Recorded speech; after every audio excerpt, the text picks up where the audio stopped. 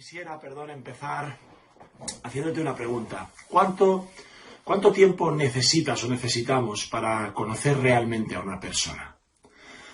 No sé si te ha pasado alguna vez, imagino que a todos nos sucede, pensar que conocíamos bien a una persona o que conocías bien a alguien porque te habías hecho una idea o un perfil de cómo era, pero de repente y bajo unas circunstancias nuevas la persona reacciona o de forma que te sorprende tal vez y te das cuenta de que no la conocías bien realmente, se destapa algo así como su verdadera esencia, ¿no? Y esto es algo inherente en el ser humano, no solamente en el trato con el resto de personas, sino con respecto a nosotros mismos. En ocasiones nuestras propias reacciones frente a los demás, nuestras reacciones frente al estrés, a la presión, la incertidumbre, nos sorprenden a nosotros mismos, nos destapan parte de nosotros que incluso nosotros no conocemos bien. Vemos como estos tiempos, decíamos que estamos viviendo esta crisis, que ya es una crisis a nivel mundial, nos está haciendo descubrir facetas de nosotros, facetas de los hombres, y lo que queda todavía por venir y por ver, desequilibrios que veremos y reacciones que no son ni siquiera lo que nosotros mismos vamos o esperamos de la humanidad y de nosotros mismos, ¿no? Nos damos cuenta ahora, y poco a poco más cada vez, que no nos conocemos bien realmente, que no conocemos tampoco a los demás, pero que tampoco nos conocemos ni a nosotros mismos, ¿no?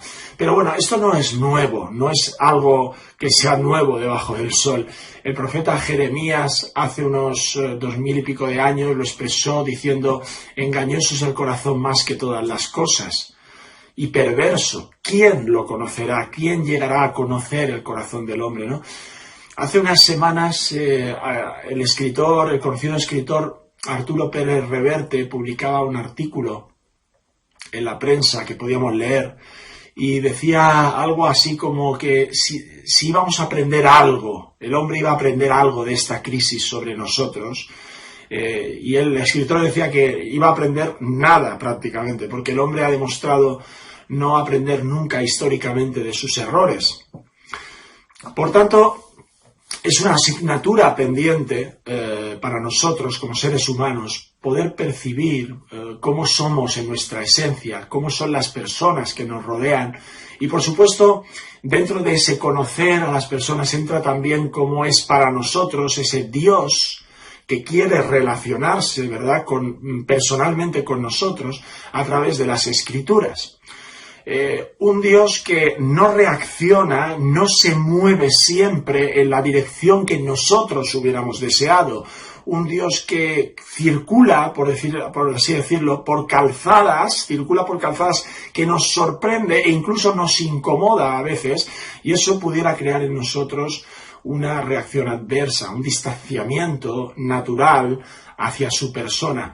¿Cómo puedo yo querer relacionarme con una persona que me conduce por caminos incómodos, tortuosos, ¿no?, que permite que pase por situaciones de mucha dificultad o incluso dolor, la enfermedad, la muerte, y que al mismo tiempo ese ser llamado Dios sea para mí alguien al que yo tenga que desear conocer, desear relacionarme con él, ¿no? ¿Cómo es posible que pueda brotar de mí mismo, un sentimiento positivo, más o menos genuino, hacia alguien si yo no sé positivamente que esa persona tiene buenas intenciones para mí? Eso es lo que estamos viviendo en muchos casos con esta crisis del coronavirus. Hay personas que más que acercarse a Dios en esta situación les va a posicionar en una actitud de rebeldía, de cuestionamiento, de puño cerrado contra Dios. Muchos en el día de hoy están echando el cerrojo al cielo, muchos echan la culpa a Dios de todo lo que está ocurriendo. Otros tan siquiera meten a Dios en la ecuación, porque ya dan por supuesto que tan siquiera pueda estar gobernando o orquestando las cosas. Pero en ambos casos nadie es capaz de ver o de percibir a simple vista unas buenas intenciones de Dios detrás de todas las malas cosas que supuestamente Dios está haciendo que sucedan, ¿sí?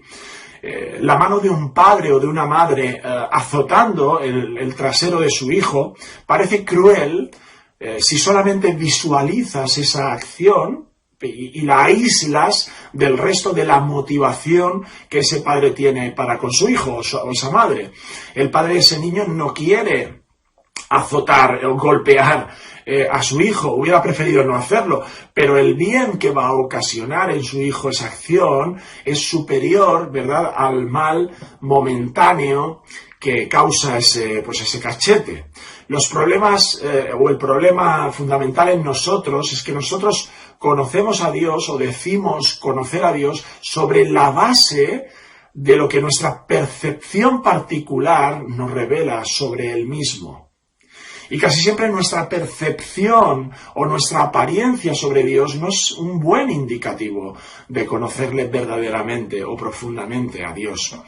La pregunta para ti en esta mañana sería: ¿qué perfil de Dios te has hecho tú a lo largo de todos estos años de tu vida? ¿Qué Jesucristo has dibujado en tu mente?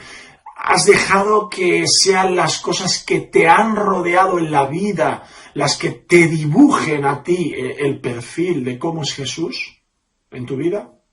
¿Has dejado que sean las malas cosas que te han sucedido para decir así es Dios para conmigo? Solo puedo ver el golpe, el cachete y no las intenciones que hay detrás de lo que me ha sucedido.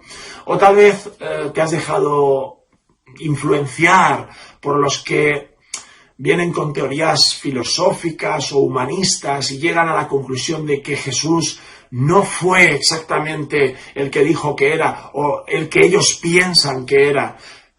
¿Te gusta leer cosas sobre Jesús que te digan lo que a ti te gusta oír sobre Él? ¿Te has planteado por primera vez conocer a Jesús o a Dios sin que nadie te diga lo que tienes que pensar sobre Él? ¿Ni siquiera tú mismo? Solo por lo que descubras sobre Él en las escrituras bíblicas. Por cierto, tengo que decir que las escrituras te van a mostrar a un Jesús real, muy crudo, nada convencional, en muchas ocasiones nada amable, sobre todo con aquellos que pensaban o creían saber mucho sobre Dios. Os quiero presentar brevemente en esta mañana una historia muy conocida que tiene que ver con un Jesús aparentemente nada convencional, nada simpático y que produce bastante incomodidad.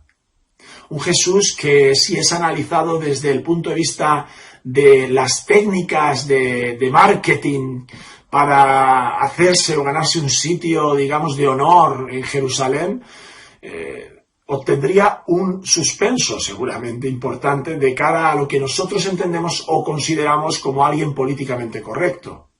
Pero antes de empezar, quisiera que pudiéramos orar, hacer una oración breve a ese Jesús en oración para que Él mismo, a través de su Espíritu, nos descubra el porqué de esta reacción en esta historia y qué quiere decirnos sobre todo Él con todo ello, sobre su carácter. Permitidme hacer una oración para ponernos delante de Él en esta mañana. Señor, abre nuestro entendimiento, nuestro corto entender y saber sobre ti. Haznos ver en las Escrituras, Señor, cómo eres tú, cómo es el verdadero Jesús que está enseñándonos cosas importantísimas sobre sus intenciones, sobre su carácter. Ayúdanos, Señor, en esta mañana. Te lo pedimos en el nombre de Jesús. Amén. Muy bien, vamos a centrar nuestra atención en una lectura bíblica en Mateo 21. Mateo capítulo 21, versículo 18.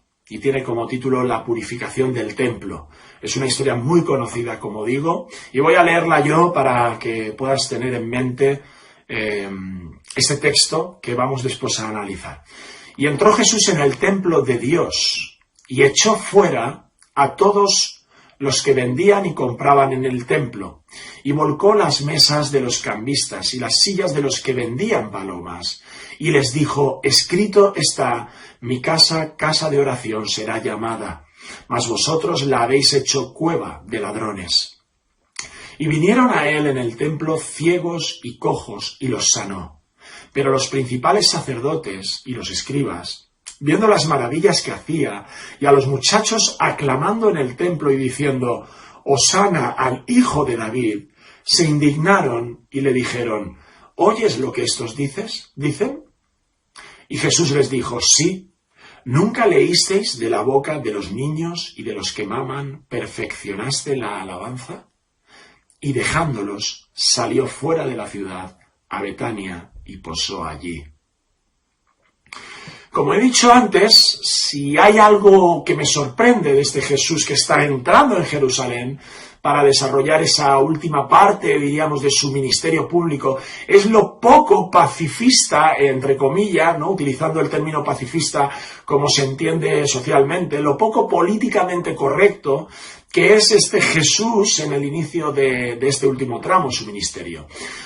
Horas antes de que Jesús decida ir al templo en el centro de Jerusalén, Jesús ha sido recibido con vítores, con gran expectación a su entrada en Jerusalén, como si la gente lo reconociese como el rey prometido, el Mesías, ¿verdad? Hosana al Hijo de David, bendito el que viene en el nombre del Señor.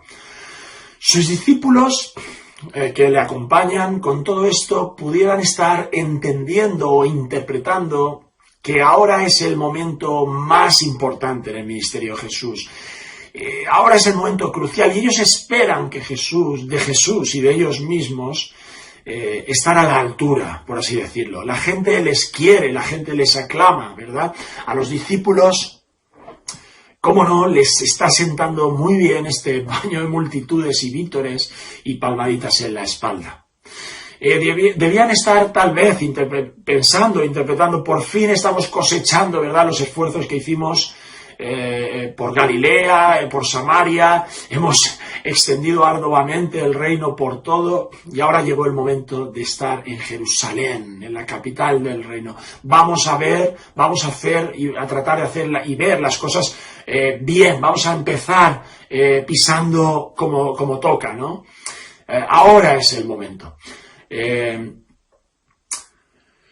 Querían, como no, y buscarían seguramente los discípulos que la gente se uniera, ¿verdad?, a la causa del Maestro, la causa que va a liderar, diríamos, la capital y el reino. Si nosotros hubiéramos tenido que asesorar a Jesús como asesores, digamos, de él o de su equipo ministerial y a sus discípulos de cómo debía desarrollar en sus primeros días de ministerio en Jerusalén, le hubiéramos animado a hacer muchas cosas. Tal vez le hubiera dicho: mira, lo más importante es comenzar bien, hacer algo para conectar de forma positiva con autoridades, con religiosos y pueblo. Posiblemente le hubiéramos animado a imprimir unos folletos, ¿verdad? Hubiéramos dividido las zonas, los barrios de Jerusalén, habríamos llenado los buzones de Jerusalén de mensajes simpáticos, agradables, sobre el amor de Dios. Hubiéramos ido al templo, sí, es verdad, y hubiéramos colocado un stand allí, una mesa, como hacíamos en la Plaza España, de pergaminos, por ejemplo, ¿no?, entre las mesas de los cambistas, los que vendían palomas.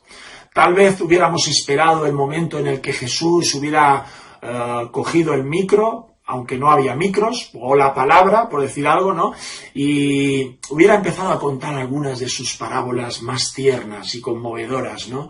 O le habríamos animado a volver a repetir el Sermón del Monte, pero en el templo. Bienaventurados los pacificadores. Lo que jamás le habríamos dicho es que irrumpiera en el templo en la forma en que lo hizo. Eso nosotros no se lo hubiéramos propuesto nunca. Pero este Jesús, hermanos, desde que llega a Jerusalén, hace cosas que se nos atragantan. Jesús no está buscando la aceptación de las masas, ni siquiera va a conectar con la mayoría de los que le están observando, todo lo contrario. Los versículos siguientes a esta historia nos cuenta Mateo que Jesús, cuando se va del templo, camino a Betania, siente hambre y va a tomar fruto de una higuera. Entonces se aproxima a ella y ve que no hay ningún higo. Y Jesús le dice a esa higuera: nunca nadie coma fruto de ti.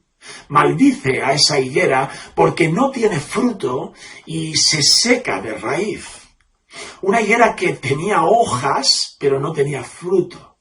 Sabemos que eso es normal en las higueras. Hay momentos del año en que la higuera tiene hojas y no fruto. Mateo el Evangelista nos está descubriendo aquí, por tanto, una faceta de Jesús que a primera vista tú la ves y en cierto modo se te atraganta, pareciera antipática, injusta, incluso puede causar algo de repulsa en cuanto a ver a ese personaje como alguien que nos pudiera causar atracción. ¿Acaso, podríamos preguntar, le ha podido el hambre a Jesús? ¿No resistió Jesús 40 días en el desierto sin comer y ahora, por no poder comer un higo, maldice a esa pobre higuera y se seca de raíz? ¿Qué perfil de Jesús estamos descubriendo que no es nada agradable a priori, ni por los que estaban allí, ni por nosotros que estamos aquí leyendo estas cosas? Pero aún hay más. Seguidamente a estos episodios, los escribas y fariseos le piden a Jesús que les diga con qué autoridad él está haciendo las cosas que hace y quién le dio esa autoridad. Y la respuesta final de Jesús, más allá de decirles a esos hombres: oh, mira, sentaos, me alegra mucho que me pidáis por estas cosas, veo en vosotros cierto interés por mí, eso me alegra, vamos a ver si hacemos un esfuerzo entre todos, llegamos a un entendimiento de las cosas de Dios. No, Jesús los deja planchados, en cierto modo, aquí también, en una manera poco, diríamos, amigable y seca. Lo hace de forma justa y magistral, está claro, pero tampoco está vendiendo una imagen muy atractiva, entre comillas. Les acaba diciendo a estos religiosos: pues tampoco yo voy a deciros con qué autoridad hago estas cosas. Vamos, que si Jesús pretende evangelizar Jerusalén y que su mensaje caiga bien, nadie compartiría su estrategia. Nosotros no compartiríamos esa forma de empezar. Así no, Jesús, así la gente no te van a querer. Si buscas que la gente te ame, no creo que ese sea del todo el camino. Pero estas tres historias encadenadas que Jesús ha protagonizado en su entrada a Jerusalén no están ahí para que te hagas un perfil de Jesús o del Maestro tolerante y bonachón y permisivo, sino de un Jesús con plena autoridad para obrar como lo hace. Quédate con esta palabra: autoridad. Jesús tiene autoridad para purificar el templo. Jesús tiene autoridad para secar la higuera que no le da fruto, aun cuando no es el tiempo. Y en último lugar le preguntan: ¿con qué autoridad haces estas cosas? Y Jesús revela su autoridad a quien quiere revelarla. Y en este caso tiene autoridad para no revelarla a esos hombres, que a pesar de que eran su pueblo, esos hombres fariseos y religiosos eran como esa higuera llena de hojas, aparentemente religiosamente perfectos, pero sin el fruto esperado por Jesús en sus vidas, sin arrepentimiento, sin responder verdaderamente al mensaje de Dios, higueras sin fruto que serán secadas por la boca del Señor, aunque parezcan, aun cuando parecen ser verdes y frondosas. Hermanos, la apariencia religiosa, la carcasa del activismo religioso, la higuera llena de hojas, tiene sus días contados. Recordad lo que decíamos sobre nuestra percepción de las cosas. Cuando vemos las vidas aparentemente prosperadas, con un buen trabajo, un buen futuro, un buen currículum, una buena fama, nos olvidamos, en cierto modo, de que todo eso realmente son hojas, tal vez muy frondosas y verdes, muy llamativas, pero ¿qué del fruto que Dios espera que haya en tu vida. Hay un Jesús que no valora las hojas, sino el fruto de tu vida. Y el fruto está relacionado con lo que Dios quiere hacer en tu vida, con sus intereses en tu vida y no con tus intereses. Pero volvamos a la autoridad de Jesús en el templo, volvamos allá. Es evidente que Jesús se presenta aquí en estos 3 episodios como un personaje de autoridad. Y ahora voy a hacerte una pregunta rápida para ti. ¿Qué causa en ti eso? ¿Qué sensación produce en tu corazón al ver a un Jesús con esa aparente cara de dureza, de crudeza, cierta antipatía social, al moverse en direcciones incómodas, en sentidos opuestos a los que tú y yo hubiéramos deseado? Nosotros estamos aquí sentados en nuestras... vosotros en vuestros sofás, imagino esta mañana de domingo, pero yo estoy aquí sentado, hablándoos, pero en Jerusalén, en estos capítulos, Jesús no está causando tanta comodidad, está causando sudores fríos y sensaciones que no son agradables en sus oyentes, ni siquiera, supongo, también en sus discípulos. Llega a Jerusalén y pone la entrada del templo patas arriba.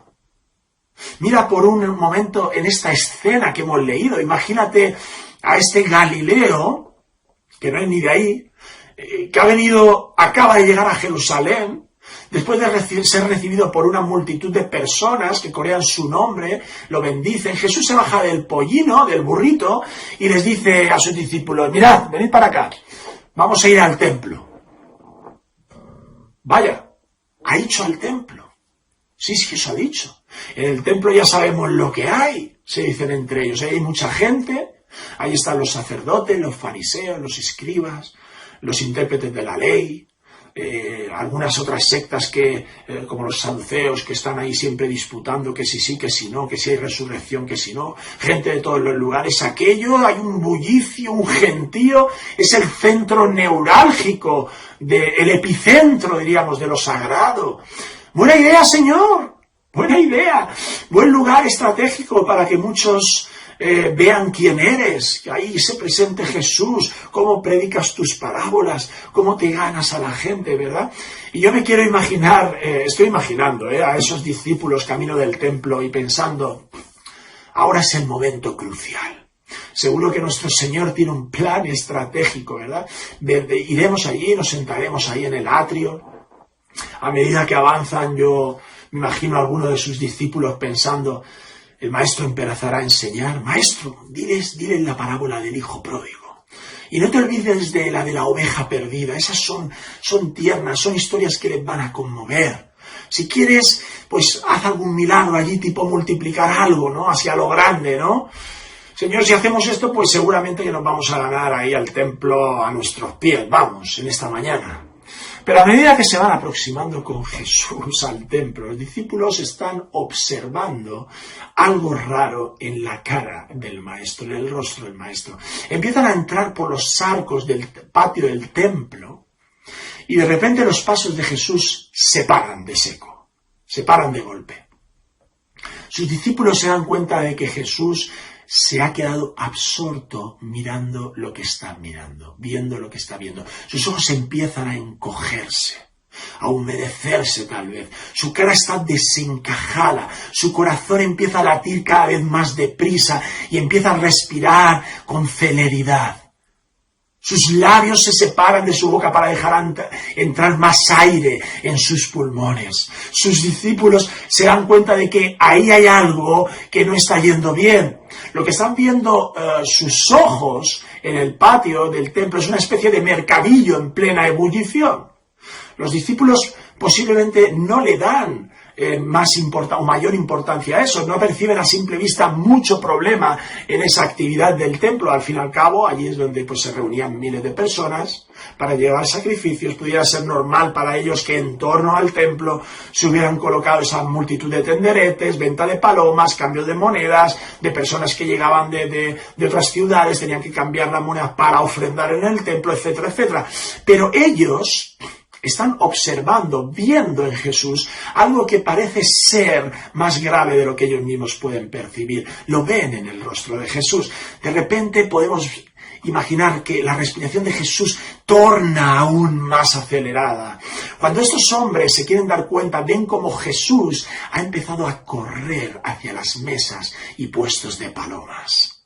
Los discípulos se quedan blancos al ver a Jesús que coge la primera mesa y la estampa contra el suelo, mientras sale una voz de sus adentros. Jesús está lleno de ira.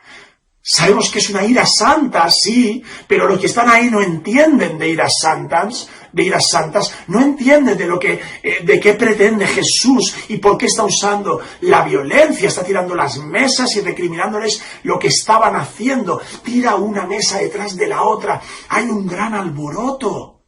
Los que están ahí, sus discípulos, con sus ojos están viendo a un hombre que pareciera haber perdido los papeles.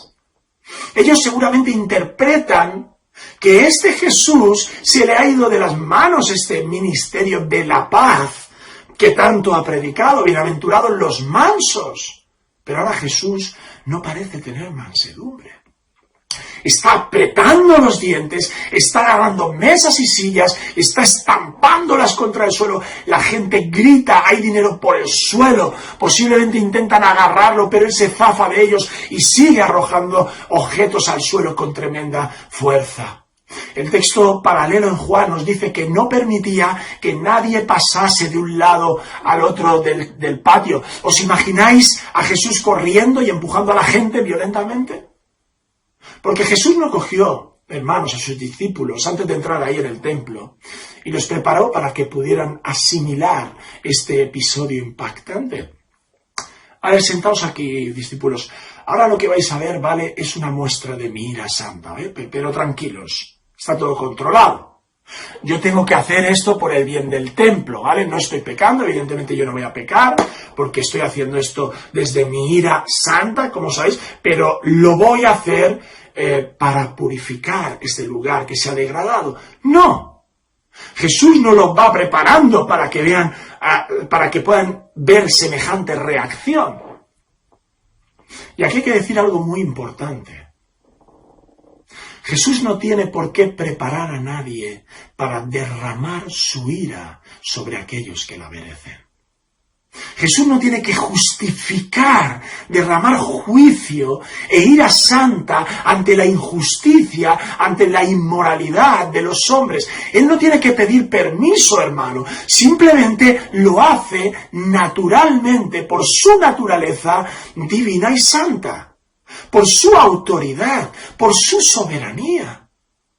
Como un padre no pide permiso, ¿verdad?, para corregir a su hijo, o al menos eso espero, Dios nunca pide permiso para corregir, lo hace por propia naturaleza divina. Bendito sea el nombre del Señor. Gracias a Dios que es así. Si Jesús seca la higuera cuando la higuera aún podríamos decir que no tenía culpa de nada, ¿cómo vas a sostenerte tú cuando Él venga a tomar el fruto de tu propia vida? ¿Qué le vas a dar a Jesús? ¿Hojas, apariencia, tenderetes en tu templo, carcasa, un título, bienes materiales, un buen trabajo, buenas intenciones, palabras? Tal vez le vas a decir a Jesús que te hiciste un perfil sobre Él, pero que estaba un poco equivocado al final, me había hecho una idea diferente de ti. No sirve, no sirve, todo eso se secará con la autoridad de su boca. Solo espera de ti, como fruto verdadero, confianza en Él, pobreza de espíritu, rendición, bandera blanca, hermano, necesidad de rescate, SOS en tu vida. Ese es el fruto que Dios espera de ti en esta vida. O mejor dicho, ese es el punto de partida para dar el verdadero fruto que Jesús espera de ti. Jesús es soberano en sus reacciones santas y no tiene que dar explicaciones ni pedir permiso para ejercer juicio ante la degradación de nuestras vidas. Vete con cuidado con el Jesús que entra en el templo, con el Jesús que irrumpe en las vidas de las personas, que maldice la apariencia de las hojas verdes y que decide a quién revela su autoridad y a quién no. Pero la pregunta del millón, para no irnos por otro camino, es ¿por qué Jesús está reaccionando de la forma tan abrupta en el templo? No se conoce en las Escrituras una reacción así del Maestro, tan al rojo vivo, por decirlo de algún modo, utilizando la fuerza de forma inusual en él. ¿Qué fue lo que era tan importante para Jesús que le llevó a reaccionar de una forma que todos se quedaron pasmados? ¿Qué motivación había detrás del cachete, entre comillas, que Jesús estaba dando en el rostro de esos mercaderes, negociantes y usuarios de ese templo? Si pudiéramos parar la cámara en ese momento, en ese preciso instante en el que Jesús coge las mesas de los cambistas y de las palomas y aprieta los dientes, solo podríamos pensar dos cosas. O Jesús ha perdido los papeles en su ministerio, o existe una motivación de tal peso, de tal importancia, que Jesús tiene que reaccionar así, que es vital de que Jesús haga lo que está haciendo. Quiero dividir este mensaje en 3 puntos ya para ir avanzando y finalizando. 3 puntos sencillos de aplicación a nuestras vidas. Y entramos así en la esfera de lo que tiene que ver esto con nosotros, con nuestras vidas. Primer punto. 1. Jesucristo entra en la escena del templo de tu vida y derriba tus distorsiones, tus basuras internas. Este Jesús no está derribando mesas y sillas en el templo. Bueno, sí, las está derribando aparentemente, pero lo que Jesús está derribando aquí son todas aquellas cosas que están obstaculizando, pervirtiendo, degenerando la función principal que el templo tenía. ¿Sabes una cosa? El templo, para resumirlo en una frase, era el lugar donde el hombre podía unirse a Dios, tener comunión con Dios. Y todo eso era mediante un sacrificio, ¿verdad? El templo, la casa de Dios, materialmente, externamente hablando, no era lo importante aquí.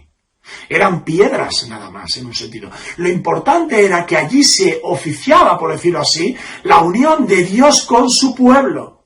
Se producía mediante un sacrificio. La comunión entre Dios y el hombre era lo más importante para Jesús.